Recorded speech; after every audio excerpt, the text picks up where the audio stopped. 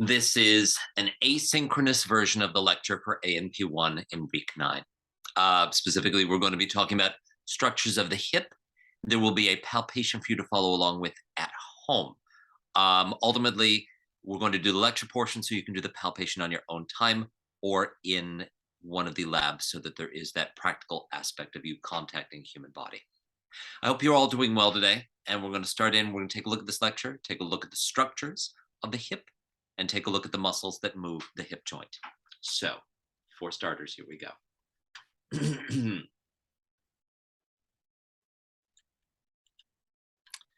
Everybody should be able to see the lecture on their screen now. When we talk about the hips, we are talking about bony structures that make up either side of our pelvic girdle. This is our lower girdle. You can see how this would be one half of a hip. This would be the other half. The socket is present here. The socket of the hip has a very specific name. It is called an acetabulum. You can see that word in the middle of your screen there, acetabulum. The hip joint itself is a ball and socket joint, but there are a couple of other joints that are around the area. There's a part where the ilium, this top bone, will attach to our sacrum. We call that a sacroiliac joint. That's more of a fibrous gliding sort of structure. It's not a well-known joint. We have these two lower bones here called pubis, which will actually connect at their lower ramus. You can see where those two bones will connect. In the middle of those two, there is a disc. Remember our disc joints. That's a cartilaginous joint, just like in your spine. You have a disc that separates those 2 points. That type of joint is called a symphysis, and that is a pubic symphysis. Generally, it works very well for you, unless you've had childbirth. A very large child can sometimes disrupt that joint. But these colors here, you see the 3 different bones that make up your hips. They are fused bones. But the big things that look like ears up here at the top are called an ilium. Down here, the orange part is called an ischium. And then the purple part here is called a pubis. Ilium, ischium, pubis. Now, how can I find those 3 bones? Very simply. If you were to put your hands on your hips, like you're about to do the time warp, you put your hands on your hips, the thing you're putting your hands on are the ears, the upper parts of the ilium. If I were to say sit on your hands, the bone you're touching that's sticking down there is your ischium. Your butt bone is your ischium. For your pubis, you have to run along to the front of your body, palpate this on yourself, not on other folks. And if you feel right along the floor of your abdomen, just where your abdomen stops, you should be able to find your pubic bone. Very good. The hips are the weight-bearing center of the body. There are 3 hip bones. They are fused together by the time you're our age, on either side formed with suture joints and conjoined to work as one. The 3 bones taking up the hip on either side are the ilium, the ischium, and the pubis. There are those 3 words. The ilium connects the hips to the axial skeleton and sacrum, forming the sacroiliac joint. I mentioned that. Find your sacrum, find your hips. You can feel them fusing along the backside of your body. All 3 bones unite to form the socket called the acetabulum. You can see the shape of where that socket is going to be there. The head of the femur, or the biggest bone in the body, that's your thigh bone. The thigh bone's connected to the hip bone. That thigh bone connects to the hip, forming the acetabulofemoral or coxal joint. You can call it the hip joint if you like. The largest and most noticeable of the 3 hip bones is the ilium. It is ear-shaped. It looks like big elephant ears on the side. It's superior. It's the most superior part of the hips. These prominences end in spines and create well-defined attachment sites for muscles and ligaments and nerve columns. It is the bone if you put your hands on, when we say put your hands on your hips. Legitimately. Very good. The crest of the ilium is that upper part of your hip. When you run your finger along the hip, it should feel like a curve along either side of your hip joint there. And that is your iliac crest, also known as the spine. If it is in front and high, that's the anterior superior iliac spine, or the as is. So muscles are going to originate there. The anterior inferior iliac spine is the AIIS. That's a little bit lower. We also have a posterior superior on top and posterior inferior on the bottom in the back. On the inside of your ilium, because it is like a hip dish, and you can reach inside to palpate it, you have a muscle in there called iliacus, which we'll show you shortly. And along the posterior aspect of it, you can also see a thing called the greater sciatic notch. This is where the sciatic nerve is going to travel through this ilium before it heads down to innervate legs, the posterior legs, and into your lower legs. There's our quick nutshell of those. I mentioned the ischium. This is your butt bone. Smaller than the ilium, the ischium makes up the posterior portion of the hip girdle. It creates a continued arch structure and makes up much of the border of the obturator foramen. The obturator foramen, when you take a look at these hips, you see those holes there on either side. That's that hole. That hole is the obturator foramen. Blood vessels will go through there, nerves will go through there, and you'll see that the ischium, the orange part, makes up much of that obturator foramen. It is solely responsible for holding the entire weight of the body when sitting, especially if you're doing boat pose. Your entire body is pressing on your ischium. That's right. That is right. As I mentioned, there's a sticky outy bit that you sit on, your ischial tuberosity. That's your butt bone. This prominence supports your seated form. We also have an ischial spine, which is a prominence along the posterior edge of the ischium, the origin of some muscles. The ischial spine is right there. Please do go into the school and palpate the hips of Mr. Osteo with this video to reinforce that. We also have the lesser sciatic notch. If it doesn't go through the greater sciatic notch, it might go through this lesser sciatic notch right here. And we have the ischial ramus. Ischial ramus. When we say ramus, the word ramus means branch. And you'll notice that we've got the body of the ischium here, and then we've got this part that's running back toward the pubis. We call that a branch or a ramus. And it heads in that direction. It actually connects to the inferior ramus of the pubis. So it makes one big long branch, kind of like the zygomatic bone connects to your temporal bone up here. Very good. And we already mentioned the obturator foramen, which once again, you should know this for exams. The obturator foramen is that hole. Very good. The last one up is the purple one, that is the pubis bone. It is the lowermost bone of the pelvis. The two pubis bones create a sort of an X in the lower abdomen, giving a structural endpoint to the trunk. Kind of gives us a little, don't let anything fall out of your guts aspect here. The two pubis bones are connected at the midline in a cartilaginous joint, just as I mentioned. It's got a disc. The disc connecting the two is called the pubis symphysis. It's a symphysis joint. And we'll take a look at that in just a moment. We've got two branches of that, as well as a pubic tubercle. Taking a look at our image here, we've got a superior ramus, which is going to join up and meet up with the rest of the other two hip bones to make up our acetabulum. We've got an inferior ramus, which you can palpate because it runs underneath your body towards your ischium. And then you've got a little sticky outy bit on the end called the pubic tubercle.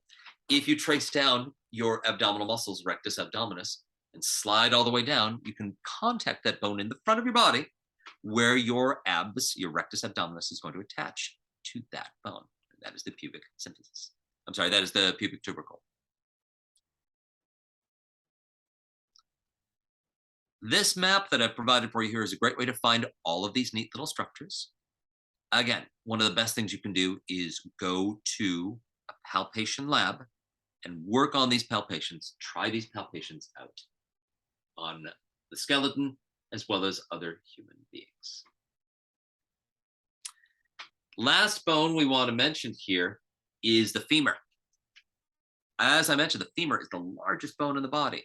This runs from the ball and socket there. You see the little ball that goes into your hip joint, because your hip is a ball and socket joint. And it runs down to these structures here, where it will join up with your knee. It is the longest bone. It is the strongest bone of the body. There's where it is in action, right there. I also have an image here with all of the furniture named, which we'll talk about. We'll talk about all those neat little structures in just a moment. Longest and strongest. Longest bone in the body, most difficult bone to break in the body. Bone most likely to be used in an animation. If someone says, draw a picture of a bone, this is the bone that is most frequently drawn. That's right, very good. Femur at the hip joint. The femur inserts into the coxal joint, excuse me. Merlin decided to help out today. The femur inserts into the coxal joint and creates a ball and socket synovial joint there. Range of motion is less than the shoulder, but is still quite mobile. Think about why the range of your hips might be less mobile than the range of your shoulders. Let me know what you think that is. Let me know why you think the range of motion is less in the hips than it is in the shoulders.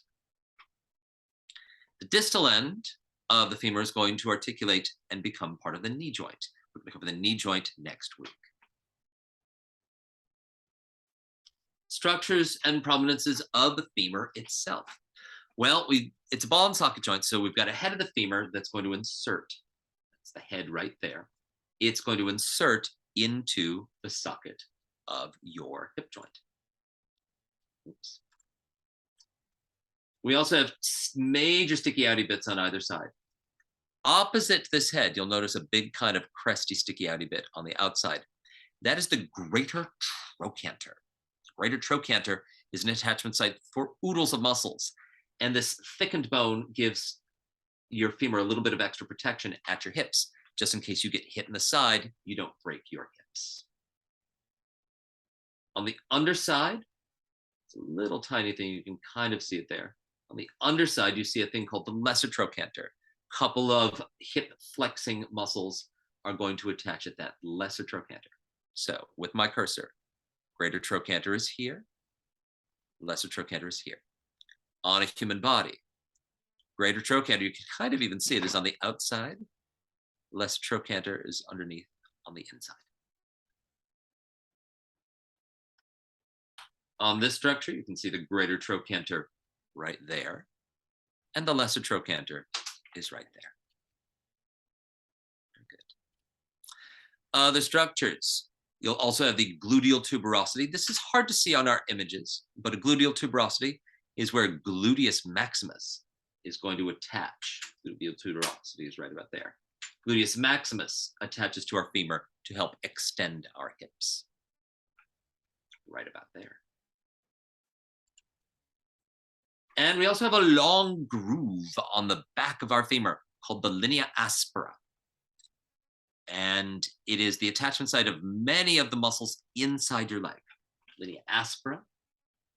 Show you the linea aspera. Linea aspera is going to run the length of the bone, and numerous muscles are going to attach to it.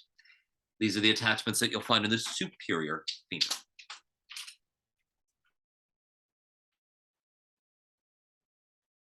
Very good. Very good. Around this joint, we have a few major muscles.